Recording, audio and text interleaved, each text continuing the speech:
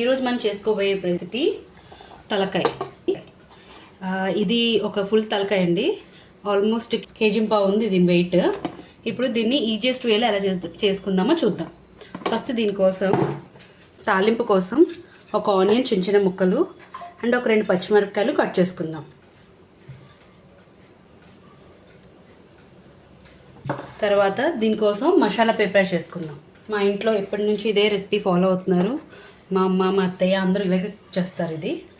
దీనిలోకి మనకు కావాల్సింది గరం మసాలా సామాన్లు, 2 యాలకులు, అలాగే రెండు కానీ ఒక 4 కానీ లవంగాలు, అలాగే ఒక స్టార్ అనీస్ అనాస పువ్వు, అలాగే ఒక మరాఠీ ముక్క, అలాగే కొంచెం దాల్చిన చెక్క. ఈ మసాలా సామాన్లతో పాటు ఒక 2 స్పూన్స్ ధనియాలు, 1.5 స్పూన్ జీలకర్ర.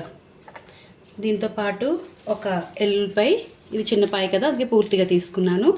దాంతోపాటు ఒక 1 ఇంచ్ అల్లం, వీటితో పాటు ఒక 2 ఉల్లిపాయలు, 2 టమాటీలు.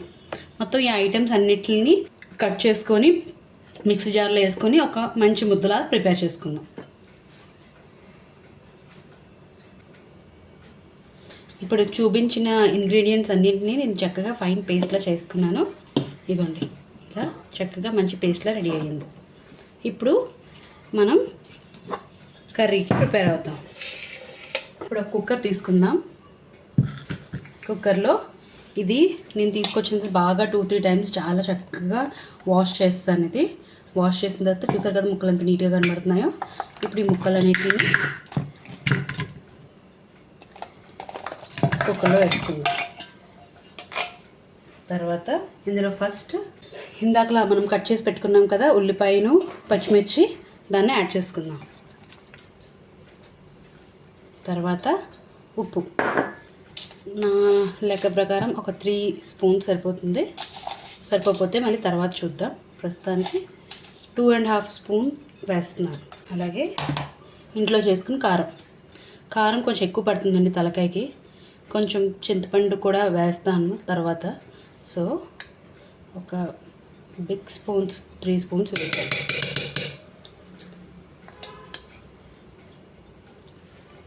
ఇప్పుడు ఆల్రెడీ ఇందాకలా ప్రిపేర్ చేసి పెట్టుకున్నాం కదా మసాలా ముద్ద, దాని మొత్తాన్ని ఇందులో వేసుకోవాలి.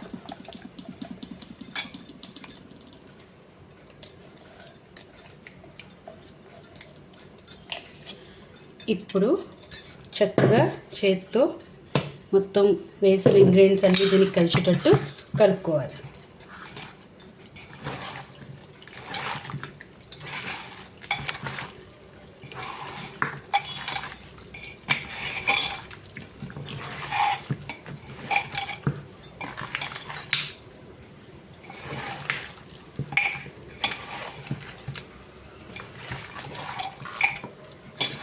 ఒక 2 మినిట్స్ దీన్ని బాగా కలిపితే ముక్కలన్నిటికి ఉప్పు, కారం, మసాలా అన్నీ బాగా పట్టుకుంటాయి.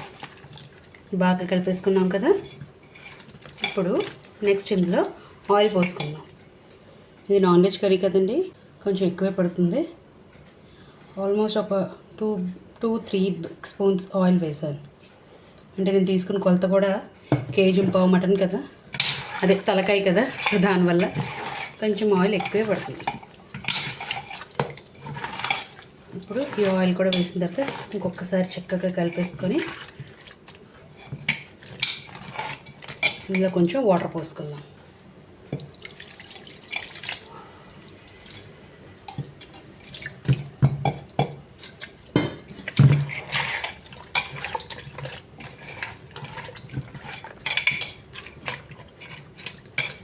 కొంచెం వాటర్ పడుతుంది.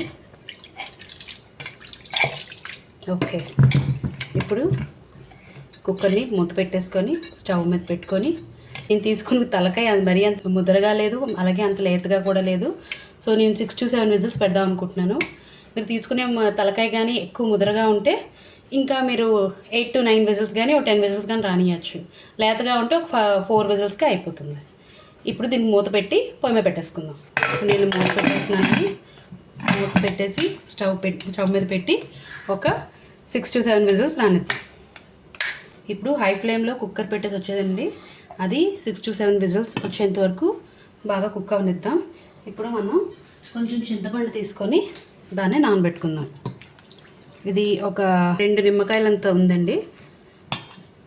కర్రీ క్వాంటిటీ కొంచెం ఎక్కువ కాబట్టి కొంచెం చింతపండు కూడా ఎక్కువే పడుతుంది. ఇది బాగా నానబెట్టేసుకుందాం. ఇది ఒక 20 మినిట్స్ పడుతుంది. కుక్కర్ విజిల్స్ వచ్చి కూల్ డౌన్ అయ్యేంత వరకు, అంతలోపల ఇది నానిపోతుంది. మొత్తం 8 విజిల్స్ అయ్యింది. మన ప్రెషర్ అంతా పోయింది. ఇప్పుడు ఓపెన్ చేసి చూద్దాం ఎలా ఉంది.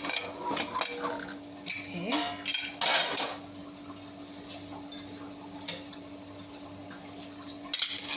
చూసారు కదండి, వాటర్ ఎక్కువ లేదు తక్కువ లేదు, కరెక్ట్గా ఉంది.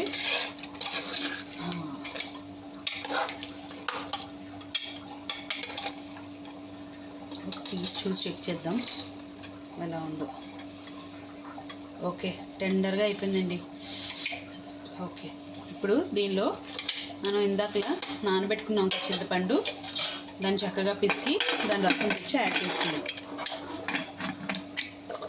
ఇప్పుడు ఇందాక నానబెట్టుకున్నాం కదండి చింతపండు, అది స్ట్రెయిన్ చేసుకుంటూ పడకుండా ఇంకా తీసుకుందాం. ఇంకోసారి వేసుకుంటున్నాను. ఇప్పుడు మనం దీనిలో చింతపండు గుజ్జు వేసుకున్నాం కదండి, ఇదంతా బాగా కలిపేసుకొని ఒక 8 to 10 మినిట్స్ మీడియం టు లో ఫ్లేమ్లో ఉడికించుకోవాలి. నేను విజిల్ పెట్టట్లేదు, జస్ట్ మూత కవర్ చేశాను అంతే. జస్ట్ ఒక 8 మినిట్స్ అయింది. ఇప్పుడు చూద్దాం ఒకసారి ఎలా ఉందో. ఓకే, పులుసు బాగా దగ్గర పడింది. ఇప్పుడు దీనిలో కొంచెం కొత్తిమీర వేసుకుందాం. ఇప్పుడు మూత ఓపెన్ చేసి ఇంకొక 2 మినిట్స్ ఉడకనిద్దాం. దాని తర్వాత సర్వ్ చేసుకోవడమే. యమ్మీ అయిన మేక తలకాయ రెడీ.